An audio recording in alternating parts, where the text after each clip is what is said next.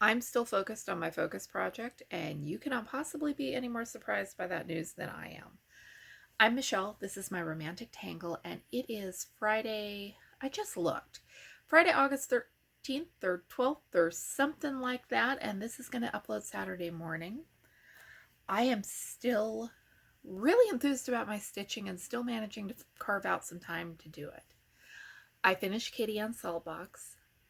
I love the colors. It just, everything about this one makes me smile. I love the little tree. I love the picket fence. I love the porch swing once I finally figured out what colors to do the back stitching in. I only print out the grid itself. I don't print out the floss list because I'm trying to save ink as much as I can. So I had to hunt around a little to find the instructions, and then it wasn't super clear on the grid, but she's got lots of great photos on her website. So I was able to look at a picture and figure out where to put the porch swing back stitching, and I love it. I think my next Saltbox house is going to be one of the patriotic ones, and hopefully I'll kit that up tonight, but I'm not there quite yet. The big thing I've been working on is Beach Babies. Take a look at how much I have gotten done. So my goal was by 5 days from now to have this half of it done. And except for the sky, which is all half stitches, I've got it done, and I have spilled over into the other half. So I am making shockingly great progress. There is so much back stitching. Everything that can be backstitched is backstitched, but it looks fantastic. I'm gonna have to backstitch on every fence board from here to like here, but it looks so good. I can't begrudge doing it. I appreciate backstitching and what it can do. I'm not a super duper big fan of backstitching, and this project, because everything spills into everything else. European Bistro, you can stitch a wall and then backstitch the sign, and there's some rhyme and reason to outlining windows. This has beach grass, and the beach grass just spills over forever into other spots, and it doesn't match up with the grid lines, and it would intimidate me. But then I remind myself, it is a blade of grass. No one cares if my blade of grass arcs in precisely the same way as the one in the pattern picture. Nobody cares. Nobody, without holding up the chart next to the finished project, could ever tell. And even if I knew someone was going to do that, I wouldn't care because I'm not that kind of stitcher.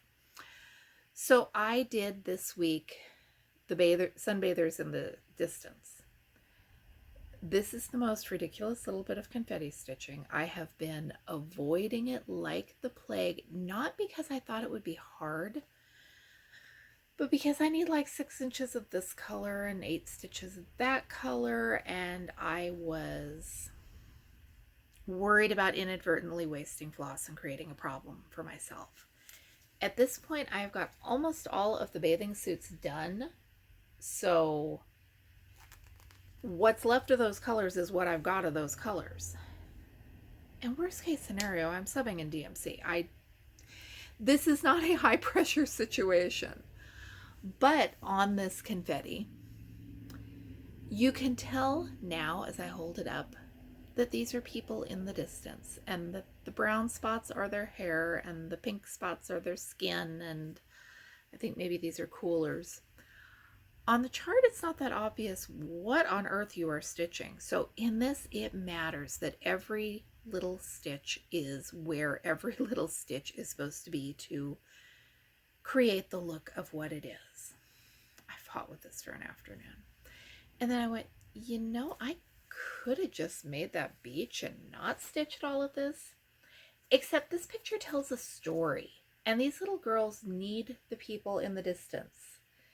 because they're thinking about that sandcastle competition, and there need to be other people on the beach to have a contest, right?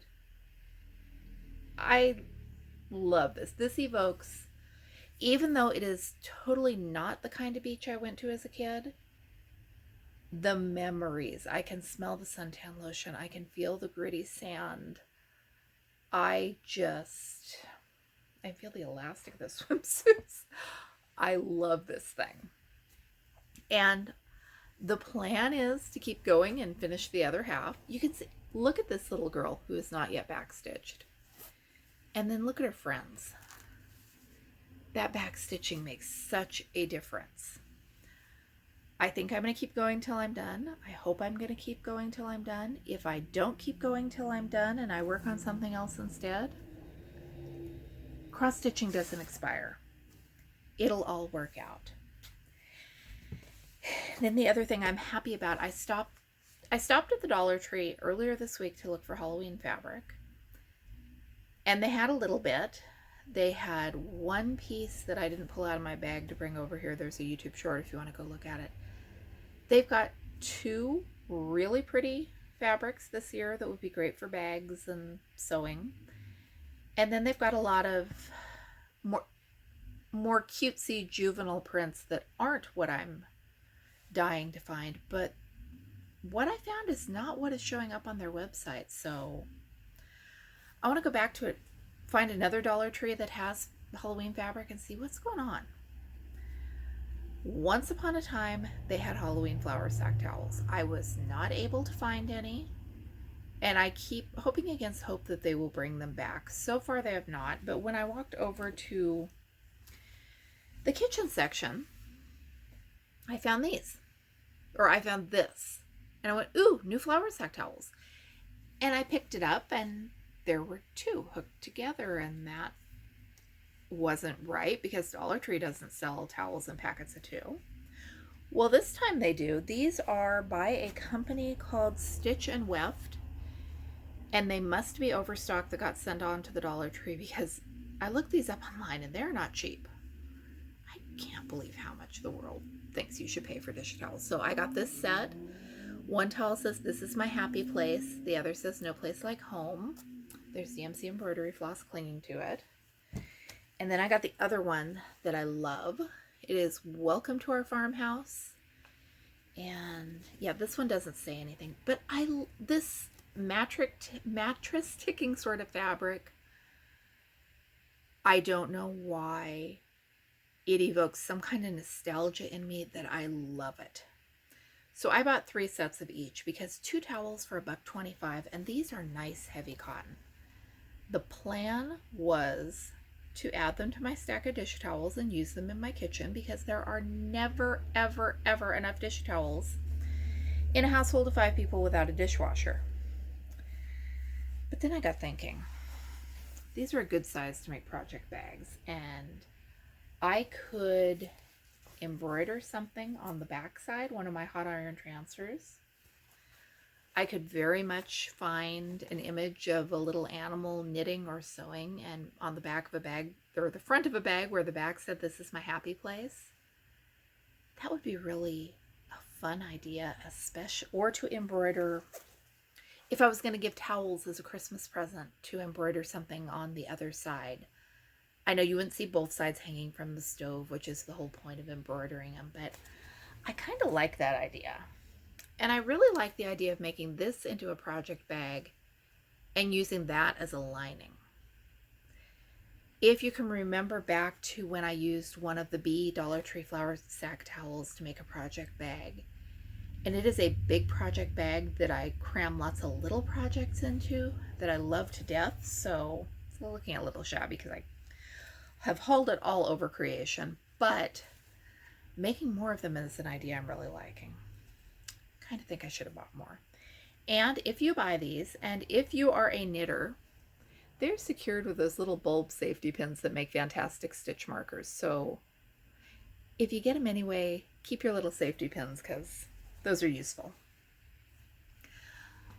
Do you get as excited about flour sack towels as I do, or am I just the most ridiculous person on Flosstube?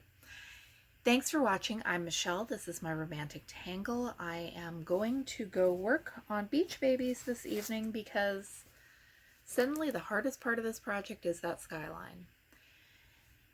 It's got single strands of the blue and double strands of the blue, and it's kind of a model-y. You do a stitch and skip a stitch, and there's not a real rhyme or reason to it. So getting my sky to match the sky of the pattern is not happening.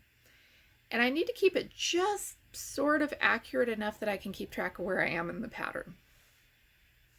If I can get over to here by tonight, I will have met my goal for the week 4 days early, and then I can figure out what I'm going to do about the other half. Thanks for watching. I'll be back with you with more videos soon.